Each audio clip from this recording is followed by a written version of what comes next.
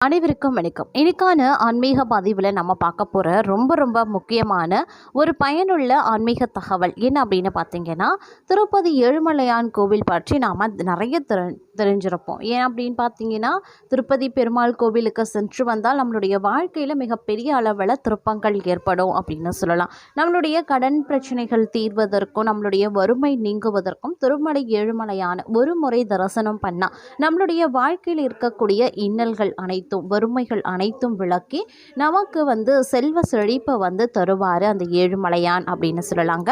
ஆனால் பெரும்பாலான மக்களால் இப்பத்திய காலகட்டங்களில் பார்க்கும் பொழுது திருப்பதிக்கு சென்று ஏழுமலையானை தரிசனம் செய்வது அப்படிங்கிறது கொஞ்சம் அரிதான விஷயம் அப்படின்னு சொல்லலாம். ஏன் அப்படின்னு பார்த்தீங்கன்னா, அவரை தரிசனம் பண்ண அவருடைய அழைப்பு இல்லாமல் அங்கே செல்ல முடியாது அப்படிங்கிறது நம்மள பல பேருக்கு தெரியும். ஏன்னா அவருடைய அனுமதி இல்லாமலேயும் அவர் அழைக்காமலும் நாம் திருப்பதி ஏழுமலையான தரிசனம் செய்வது அப்படிங்கிறது முடியாத ஒரு காரியம். அதே நேரம் பார்த்தோம் அப்படின்னா, நம்மளுடைய வறுமை நீங்கிறதுக்கும் நம்மளுடைய கடன் பிரச்சனை நீங்குவதற்கும் நம்மளுடைய வாழ்க்கையில் செல்வ செழிப்பு அதிகரிக்கவும் நாம் என்ன பண்ணலாம்? திருப்பதி ஏழுமலையான் கோவிலுக்கு செல்ல முடியாத சூழ்நிலை இருக்கக்கூடிய பட்சத்தில் அதற்கு நிகரான ஒரு திருத்தலம் இருக்கிறது. அந்த தலத்திற்கு நாம் செல்லக்கூடிய பட்சத்தில் நமக்கு திருப்பதி ஏழுமலையானை தரிசனம் செய்த அந்த பலன் நமக்கு கிடைப்பதோடு நம்மளுடைய வாழ்வு அப்படிங்கிறது செல்வ செழிப்போடு தீராத கடனும் தீர ஆரம்பிச்சிடும் அப்படின்னு சொல்லலாம். வாழ்க்கையில் ஒரு முறையாவது நாம் இந்த திருத்தலத்தை கண்டிப்பாக தரிசனம் செய்தே ஆக வேண்டும் அப்படின்னு சொல்லலாங்க. அது மட்டும் இல்லாமல் இந்த கோவிலில் மேலும் என்னென்ன சிறப்புகள் இருக்கிறது, இந்த கோவிலுக்கு சென்று வந்தால் நமக்கு கிடைக்கக்கூடிய அதீத நன்மைகள் என்னென்ன அப்படிங்கிறத பற்றியும் தொடர்ந்து நாம் இன்னைக்கு வீடியோவில் தெரிஞ்சுக்க போகிறோம். ஸோ இந்த பதிவு உங்களுக்கு மிக பயனுள்ள விகிதத்தில் இருக்கும். வீடியோவை ஸ்கிப் பண்ணாமல் கடைசி வரைக்கும் பாருங்கள். வீடியோக்குள்ளே போகிறதுக்கு முன்னாடி இது வரைக்கும் நீங்கள் நம்ம சேனலை சப்ஸ்கிரைப் பண்ணலை அப்படின்னா உடனே சப்ஸ்கிரைப் பண்ணிக்கோங்க. அப்படியே பக்கத்தில் இருக்கக்கூடிய நோட்டிஃபிகேஷனுக்கான பெல் பட்டனையும் ப்ரெஸ் பண்ணிக்கோங்க. சரி நேயர்களே, வாங்க வீடியோக்குள்ளே போகலாம்.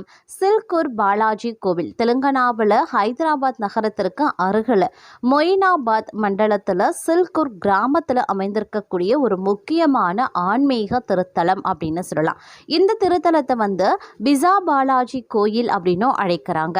மேலும் அதனுடைய தனித்துவமான அம்சம் என்ன அப்படின்னு பார்த்தீங்கன்னா, இந்த கோவில் உண்டியல் வசதி கிடையாதுங்க. அதாவது பக்தர்களிடமிருந்து பணம் வசூலிக்கப்படுவது கிடையாது. இந்த கோயில் அரசியல் மற்றும் பொருளாதார தலையீடுகளில் இருந்து விடுபட்டு தூய்மையான பக்தியின் அடையாளமாக விளங்குகிறது அப்படின்னு சொல்லலாம். இந்த கோவிலினுடைய அமைவிடம் அப்படின்னு பார்க்கும் பொழுது தெலுங்கானா மாநிலத்தில் ரங்காரெட்டி மாவட்டத்தில் சில்கூர் அப்படின்ற ஒரு கிராமத்தில் அருகாமை ஹைதராபாத் நகருக்கு அருகில் அமைந்திருக்கக்கூடியது தான் இந்த சில்கூர் பாலாஜி திருத்தலம். இதனுடைய முக்கிய அம்சங்கள் அப்படின்னு பார்க்கும் பொழுது இந்த கோவிலின் தனித்துவமான அம்சம் அப்படின்னு பார்த்தோம்னா, விசா பாலாஜி அப்படின்ற பெயரில் பக்தர்களின் விசா மற்றும் வெளிநாட்டு பயணங்களுக்கான பிரார்த்தனைகள் நிறைவேறக்கூடிய ஒரு நம்பிக்கை இந்த ஆலயத்தில் இருக்கிறது. இந்த கோவிலுக்கு நம்ம ஒரு முறை சென்று வந்தோம்னா நமக்கு விசா கிடைக்கிறதுல வெளிநாடு செல்லக்கூடிய வகையில் இருக்கக்கூடிய தடைகள் தாமதங்கள் அனைத்துமே விலகி உடனே நமக்கு வெளிநாடு செல்வதற்கான அனைத்து வித சாத்திய சூழ்நிலைகளும் உருவாகிடும் அப்படின்னு சொல்லலாங்க.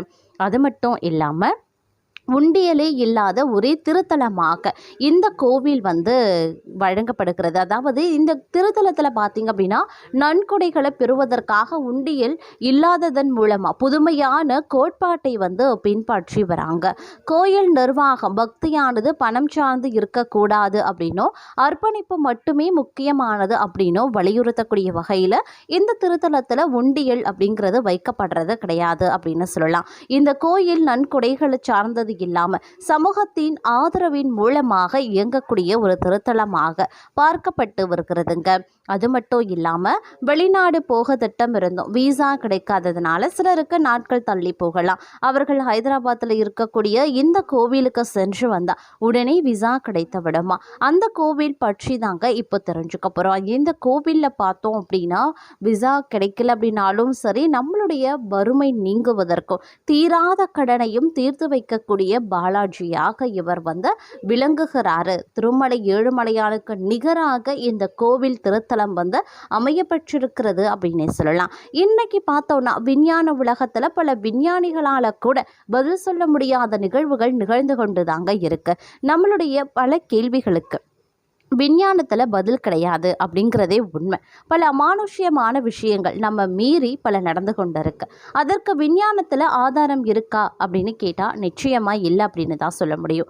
விஞ்ஞானத்தில் கண்ணால் பார்க்கிறது அல்லது விஷயங்களை மட்டுமே உண்மை அப்படின்னு கூறுவது அறிவு சார்ந்த விஷயம் கிடையாது அப்படின்னு சொல்லலாம்.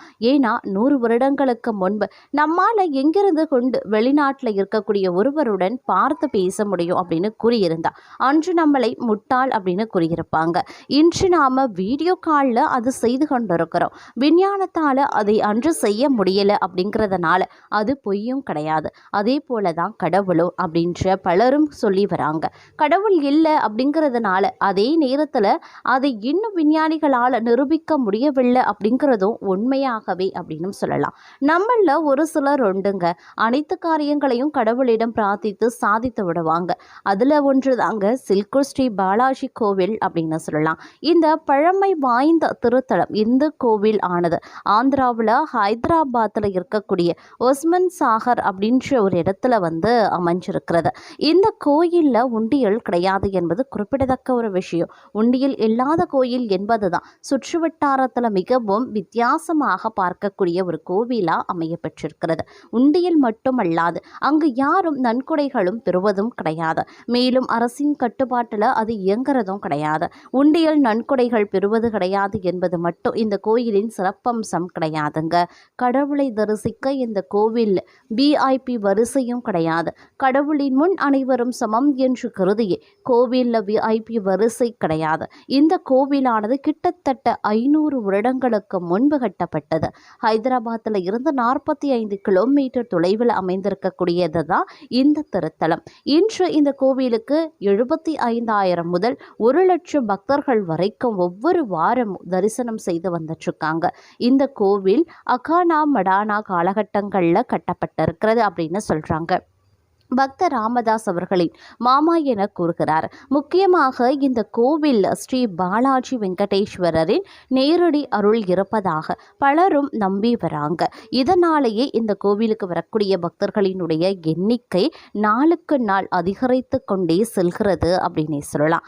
அது மட்டும் இல்லாமல் இந்த விஷயங்கள் எல்லாமே பார்த்திங்கன்னா இந்த கோவிலில் வந்து பிரபலமானது மட்டும் கிடையாதுங்க. இன்னும் சில சுவாரஸ்யமான நிகழ்வுகள் கூட இந்த கோவிலில் இன்னும் பிரபலப்படுத்தி கொண்டே இருக்கிறது அப்படின்னு சொல்லலாம். அதில் ஒன்று பார்த்தீங்கன்னா 1980களில் வந்து அமெரிக்காவுக்கு செல்வதற்கான சில மாணவர்கள் விசா விண்ணப்பித்திருந்தாங்களாம். ஆனால் எதிர்பாராத விதமாக அவர்களுடைய விசா வந்து தள்ளுபடி செய்யப்பட்டிருக்கு. அப்போது சில மாணவர்கள் இந்த கோயிலின் சிறப்பு அறிந்து இங்கே வந்து பிரார்த்தனை செய்திருக்காங்க. பிரார்த்தனை செய்து ஒரு சில நாட்களிலேயே அவர்களது தள்ளுபடி செய்யப்பட்ட விசா தேர்ந்தெடுக்கப்பட்டு அவர்கள் வந்து அமெரிக்கா போயிருக்காங்க. இந்த செய்தி காட்டு தீயாக பரவ பல பேரும் இங்கு வந்து பிரார்த்தனை செய்து பலனடைந்தும் இருக்கிறாங்க. அதே நேரம் தீராத கடன் பிரச்சனைக்காகவும் இங்கு பல பக்தர்கள் வந்து பிரார்த்தனை செய்து கொள்கிறார்கள்.